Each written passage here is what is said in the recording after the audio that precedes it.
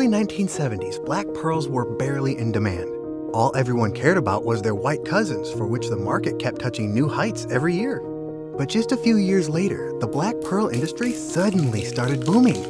The pearls were selling for $1 million a strand, and supply was being unable to keep up with the demand. So what changed in such a short span of time? What convinced people to pay enormous amounts for pearls that were barely in demand a few years ago? Did people suddenly realize the beauty and allure of the black pearls? Or was there someone behind the scenes pulling the strings to induce such a desire? Also, we are having a giveaway where one of our lucky subscribers who comments down below will have the chance of winning the Samsung Galaxy Tab worth $129 by the end of this week. Now let's get back to the video. In 1973, Salvador Assael, aka the Pearl King, whose family had been in the pearl business since the Second World War, obtained an exclusive deal that made him the sole trader of the rare black pearls in the United States. This sounds amazing until we ignore the fact that there was no market or demand for black pearls. Most people didn't see any value in them, and consumers had never seen or heard about them. But Assael knew that value could be created. He harvested and worked on the pearls for a few years to produce better specimens, and then made his move. Before revealing what Assael did, you need to be able to understand a concept that affects consumer purchase behavior, known as anchoring.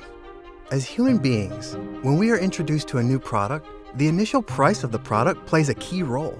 It leaves a deep impression on us and also affects our judgments as well as future decisions.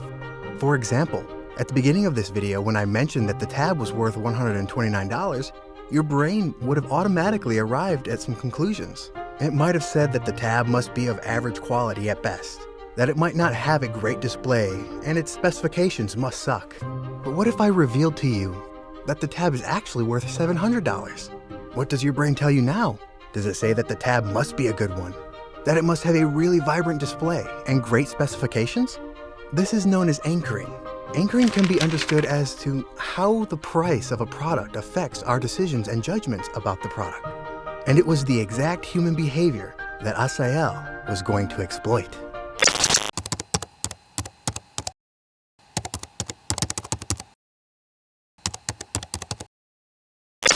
Assael had an old jeweler friend named Harry Winston who owned a store in Fifth Avenue, Manhattan. He convinced Harry to place these pearls in his store window, where thousands of people would walk past it every day with an outrageous price tag of $1 million. This created a buzz in the town. The customers had never seen such pearls before, and their huge price tags helped automatically place them in the category of the finest gems in existence. It was not a question of whether they actually were, but it was their price that made people believe they were. And now being the finest gems in existence, they became highly desirable items. This started a black pearl frenzy that engulfed the customers and jewelers in Manhattan. As the prices started going up, Assael's job wasn't complete. He had to make sure to build on this buzz and not let it die out.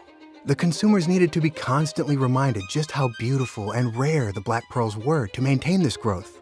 There was nothing unethical about this. The pearls were in fact rare and beautiful. What Assael did was make sure the consumers heard about this. This is where his position as the sole trader of black pearls in the United States for the next 5 years proved extremely beneficial. He would feed the industry and customers stories about their scarcity and limited supply to increase their perceived value. Along with this, he started commissioning full-page advertisements in magazines with the slogan, "A new gem is born," where the black pearls were presented in the company of diamonds, rubies, and emeralds to further cement their image. What Assael started in the 70s today exists as a billion-dollar industry.